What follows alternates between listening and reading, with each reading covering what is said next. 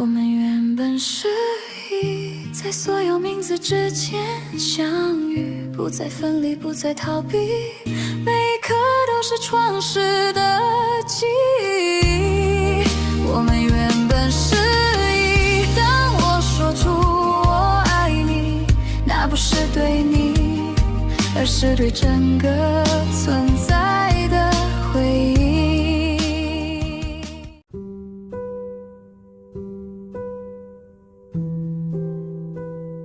大家好，这里是琥珀神秘学院，我是阿吴。这集的内容，我们继续把焦点放在个人的身上，我们来谈谈能量中心吧，也就是脉轮。相信大家都有听过脉轮，也都有一点相关知识了。毕竟谈脉轮的书籍或课程很多，但阿吴还是要来说说这个主题，因为在一的法则中，能量中心不是用来开发能力的工具，而是用来理解与平衡意识进化的结构。先来看看我们这集要谈的能量中心和你在其他地方听到的脉轮相关知识有什么不同的地方吧。差异一，不是开发，而是平衡。一般常见说法为开启脉轮，强化能量，提升能力，打开第三眼。而一的法则的观点重点是能量的平衡，不阻塞，不偏差，不是让某个脉轮变很强，而是让整体流动顺畅。差异二，脉轮是进化地图，不只是能量点。一般会把脉轮当成身体上的7个能量点，但在 Law of One 中，每个能量中心代表的是一个意识层次的课题。脉轮不是位置，而是人生课题的区分。差异3，与密度进化直接对应。这是一的法则最独特的地方之一。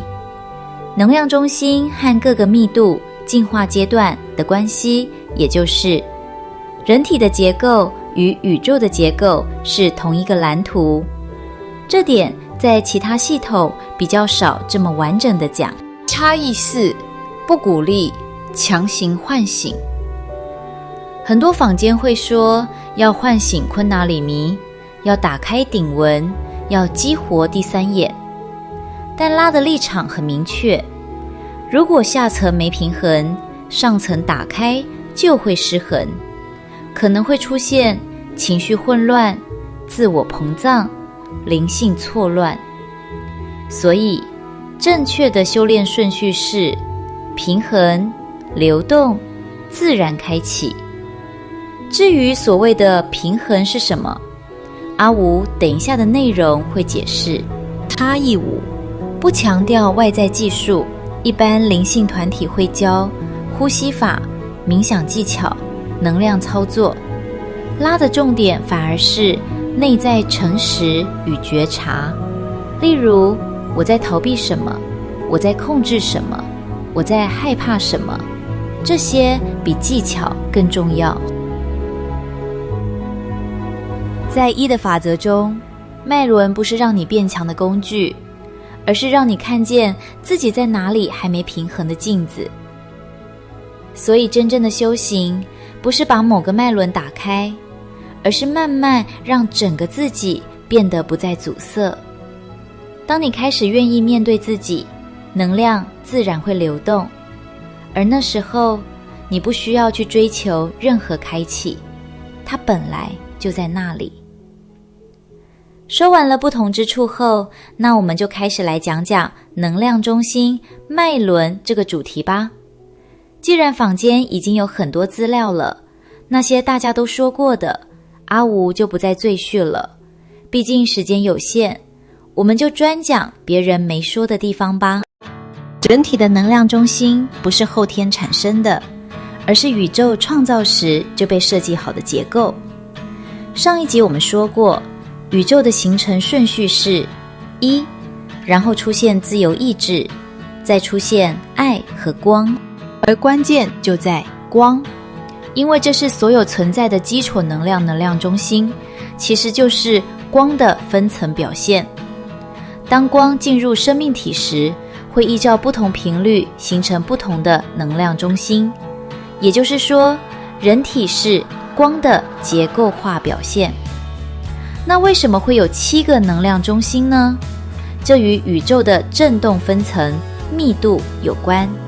有关8个密度，阿吴在之前的集数已经介绍过了，而人体的能量中心就简单对应了这些密度。大家可以看看阿吴帮大家准备的这张表，可以自己按下暂停键研究一下。所以人体其实是一个小型宇宙。那能量中心是怎么形成的呢？当灵魂进入身体载具时，能量开始流动，而这个流动会自然形成节点，而这些节点就是能量中心 Energy Centers。 很多人会对这个神秘学名词能量节点搞不清楚，让阿吴来解释给你听。所谓能量节点，就是生命能量在人体中不是平均流过，而是在某些关键位置形成比较明显的聚集、转换与分流。那又为什么会有这些节点呢？首先，人并不是一具肉体里面装一个灵魂这么简单的叙述，而是一个心、身、灵复合体。而这个复合体要能在第3密度运作，就必须让宇宙能量在不同层面被分段处理。所以节点存在的原因是因为1，人不是单层生物，而是多层存在。你同时有生存需求、情绪需求、社会角色。你有爱的能力、表达能力、洞察能力与灵性整体性，这些不是同一种能量功能，所以能量需要分站处理。如果能量只是整团流过去，没有节点，那就不会有对生存的恐惧，在人际中的受伤，在权力中的纠结，在爱里的打开或关闭，在表达上的压抑与在灵性上的渴望。而第3密度偏偏就是要透过这些主题来学习，所以节点是必要的。因为第3密度的进化必须把生命拆成几个可被体验、可被卡住，也可被转化的层面。阿吴来举几个例子，你应该比较好懂。像是电路，如果电流进入一个复杂装置，那么一定会有变压、分流、稳压、转换等程序，不然整个系统不是烧掉，就是完全无法运作。人体的能量系统也是这样，也像河流，一条河往下流时，不是每个地方都一样，有些地方很窄，流速快，有些地方形成漩涡，有些地方形成汇流，这些汇流点就是节点。这些节点是有非常实际的功能。原因2，让生命经验可以被分类。如果没有节点，你不会知道这是生存问题，这是亲密关系问题等等。节点让不同频率的经验有不同位置。这些不只是心理分类而已，而是能量真的在不同节点上有不同状态。3，让催化剂能够精准作用。还记得我们上一集讲到的催化剂吗？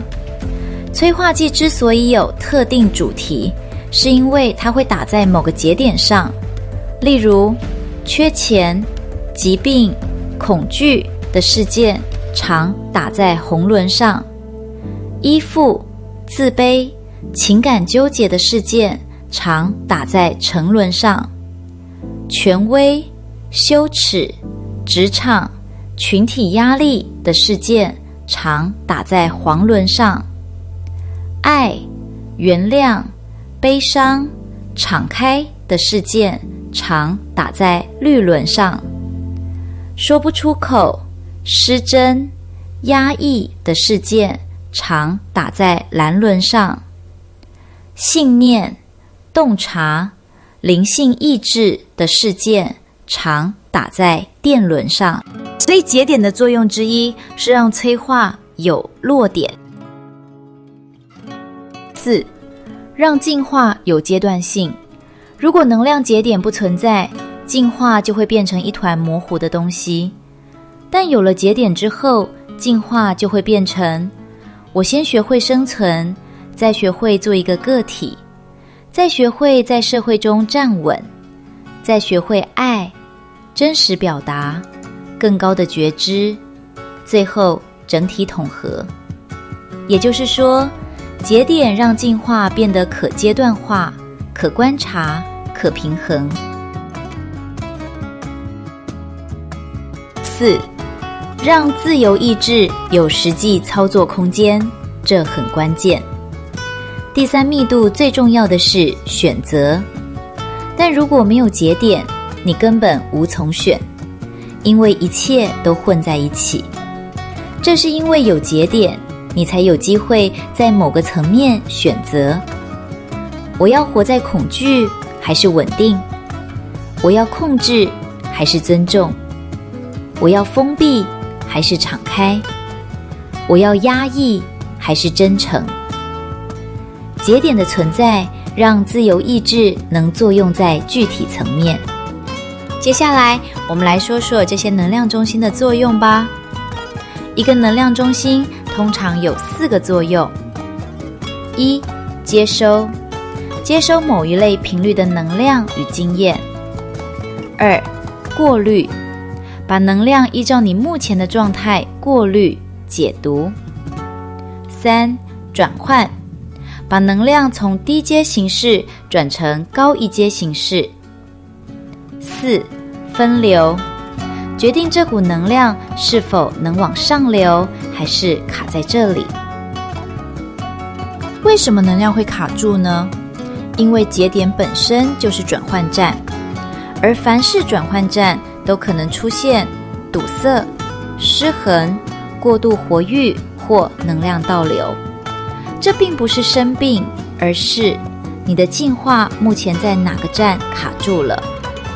所以卡住不是失败，而是显示哪里需要平衡，哪里需要理解。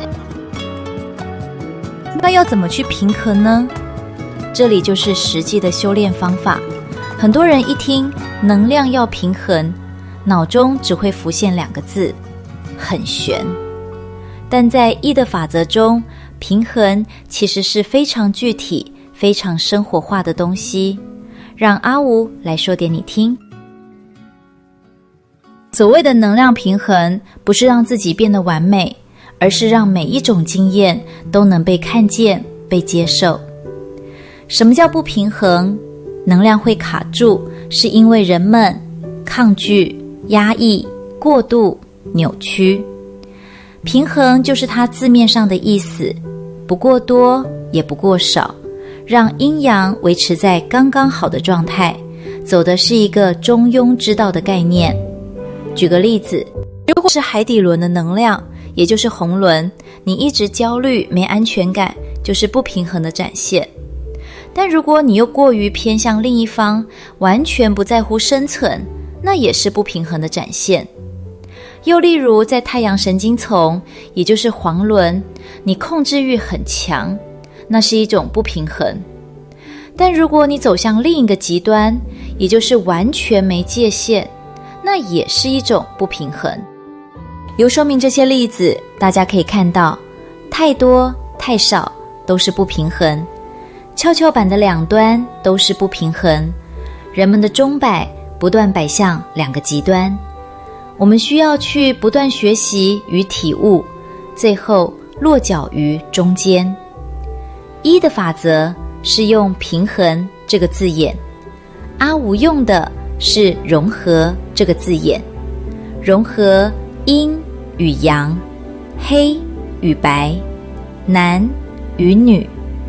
如果你是男的，你需要在其中找到那女的，并认出彼此就是彼此，反之亦然。这是太极阴阳之道，只有深谙此道者，才能开启能量的神秘之门，也就是昆达里尼的觉醒。拉用平衡这个字其实是一样的意思。那什么是平衡呢？这里往往造成人们的误解，以致修行无法进步与突破。很多人以为平衡是中间值，没情绪，很冷静，但其实是你能够允许各种能量存在，而不被它们控制。平衡不是让海面没有浪，而是即使有浪，你也不会被掀翻。这其实是阿吴以前教过镇定的意思，只是不同文化用的字眼不同，方法也许略有不同，但最后的效果是一样的。阿吴本身是西方天主基督教体系和佛家实修出身，所以比较可以理解不同文化说的相同现象内容。让我们来看看一的法则中说的能量平衡的方法吧。观察与接受。所有修行方法总是看起来简单，却不容易哦。大家不要被简单的字眼糊弄过去了。这个步骤其实很简单：一、事情发生，催化剂出现；二、你产生反应，生气、害怕、嫉妒、悲伤；三、不压抑也不放大，而是看见它；四、接受这个情绪是你的一部分。这个过程就是在平衡。为什么接受会让能量流动？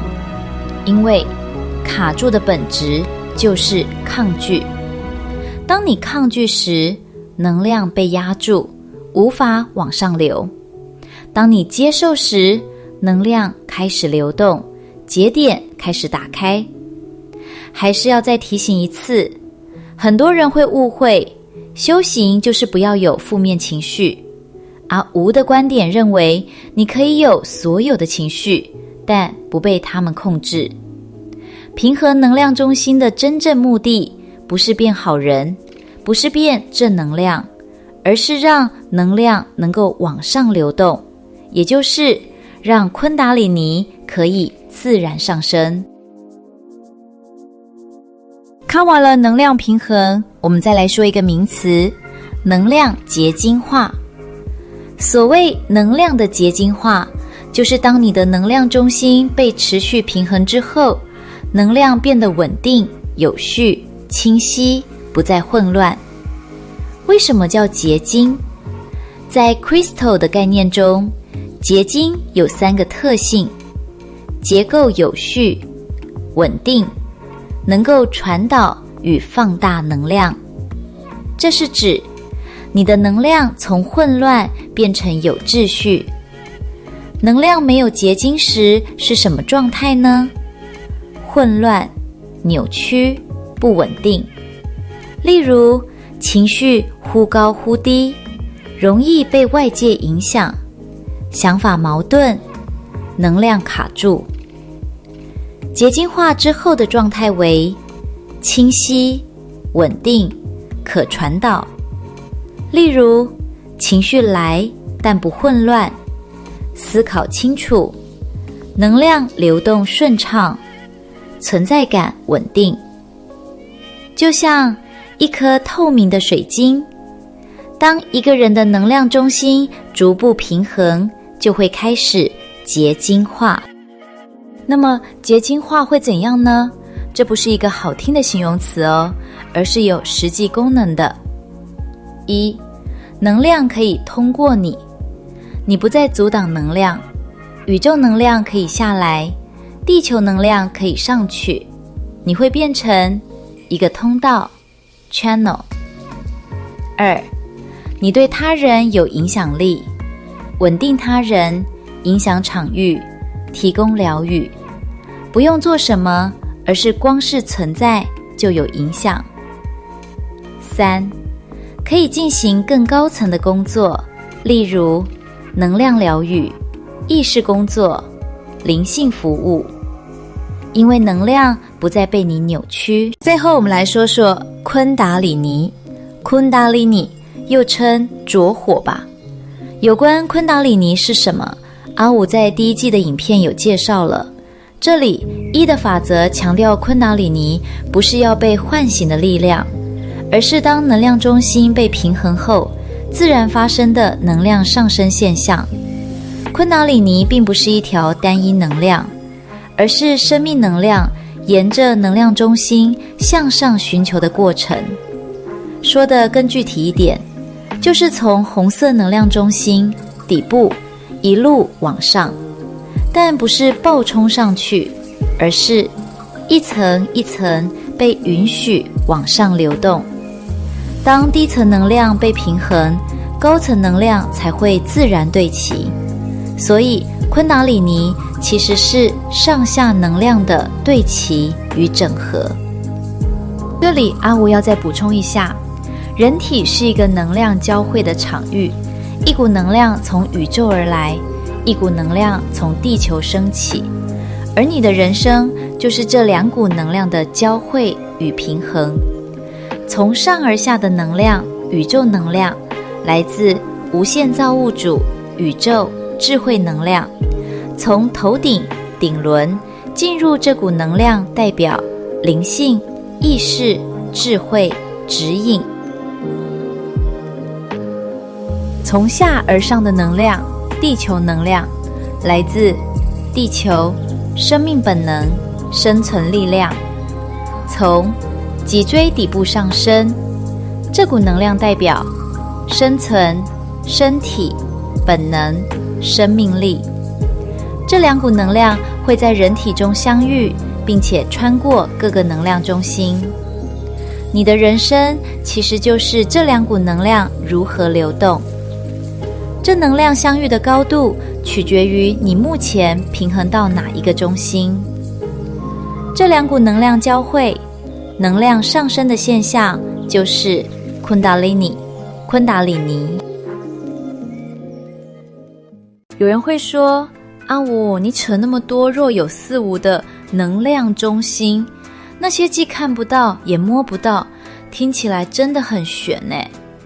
其实在 Law of One 的架构中，人体不只有肉体 Physical Body， 还有能量体 Energy Body， 心智体 Mind， 灵性体 Spirit。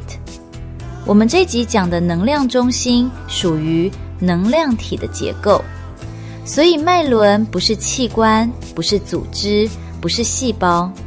因此很遗憾，即使你用刀解剖是看不到的，但阿武跟你说，你绝对可以感觉得到，因为能量中心会影响神经系统、内分泌、情绪反应、身体感觉，所以虽然看不到，但会反映在身体与感受上。